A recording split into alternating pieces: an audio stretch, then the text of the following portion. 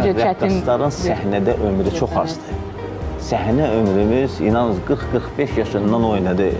Yəni əgər Allah rəhmət eləsin, Mirzə Babayev 90 yaşına qədər ifa eləyirdisə, rəqqaslar artıq 40-45 yaşında səhnə ilə vidalaşırlar.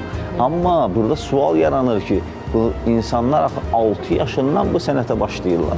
İnanın biz, yəni çünki mümkündür insan 20 yaşında, yəni hardasa ifaçı, xanəndə 20 yaşında gəlib ola bilər, düzdür.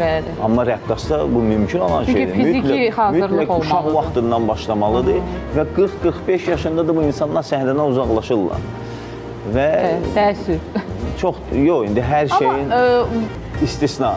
İstisnalar da var, məncə, yox? Bilirsiniz, mən eləyək ki, bizim və ya düz problemlərdən müəyyən şeylər demək olar, rəqqasların pensiya problemləri var. Bəzən mənə elə gəlir ki, bəli, daha doğrusu təqaüd problemləri var. Yəni, çox təəssüflər olsun ki, bəlkə də həmin o istisnalara baxıblar, bizi də 65 yaşına qədər eləyiblər, amma o istisnalar 1000 nəfərdən 1 nəfər ola bilər. Əlbəttə ki. Amma çoxluq olaraq və ümumən Azərbaycanda nə qədər rəqqas var?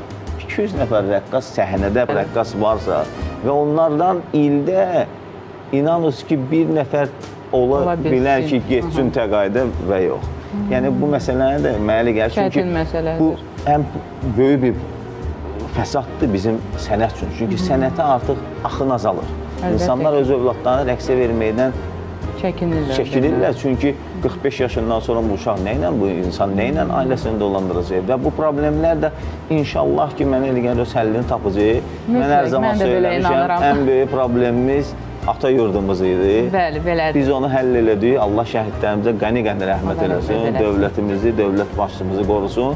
Və bu xırda, bəli, Allah şəfalarını versin. Və bu xırda problemlər də mənə yaxın zamanda rəqqaslar sevinəcəklər. Bütün xoreografiyadan məşğul olan insanlar. Gözləyək. İnşallah.